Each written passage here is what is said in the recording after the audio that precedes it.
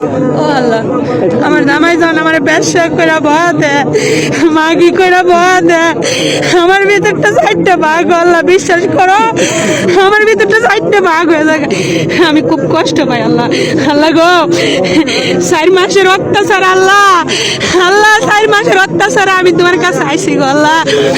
আমার খুব কষ্টের কামাইটি আল্লাহ, আমি অনেক কষ্ট করি গো আল্লাহ, খালি একটু সুখের আশা আল্লাহ। আল্লাহ তুমি আমার বুকটা ঠান্ডা করে দাও, আমার বুকটা ঠান্ডা করে দাও।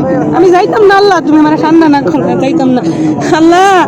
এই ফ্যামিলিটার লাগে আমি কত কিছু করি, আর এরা আমার উদার টর্চার করে, অত্যাচার করে। বন্ধুরা, একবার চিন্তা করতে পারেন এই প্রবাসী বোনটা কতটা কষ্ট, কতটা মানসিক যন্ত্রণা ফেলে আল্লাহর ঘর মক্কা এসে এইভাবে তার স্বামীর নামে বিচার দেয়। আসলে আমাদের বাংলাদেশের কিছু সরল সোজা মেয়ে আছে যারা পুরুষের কথা এরকমভাবে বিশ্বাস করে ফেলে। দেখুন, যেখানে কথা আছে যে মেয়েরা ঘরে থাকবে আর ছেলেরা বাইরে থেকে ইনকাম করে তাদেরকে খাওয়াবে, আর সেখানে দেখুন এই বোনটি ফ্যামিলির জন্য তার স্বামীর কথা শুনে এই প্রবাসের মাটিতে গেছে ইনকাম করার জন্য। দেখুন, তার স্বামী বলেছিল যে আমি প্রবাসে যেতে হয়তো 7-8 লাখ টাকা লাগবে, তুমি প্রবাসে গেলে 1 টাকাও লাগবে না, তুমি প্রবাসে চলে যাও, আমি বাড়িতে থেকে দেখাশোনা করব।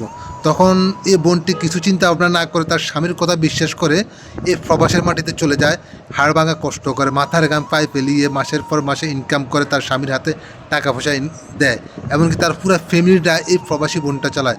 দেখুন, যখন তার অনেক বছর হয়ে গেছে, তার টাকা পয়সা ফুরিয়ে গেছে, তখন আর এই প্রবাসী এই বোনটা আর তাদের কাছে ভালো না। গত 4টা মাস তাকে অনেক নির্যাতন, এমনকি তাকে মানসিক অনেক যন্ত্রণা দেয়।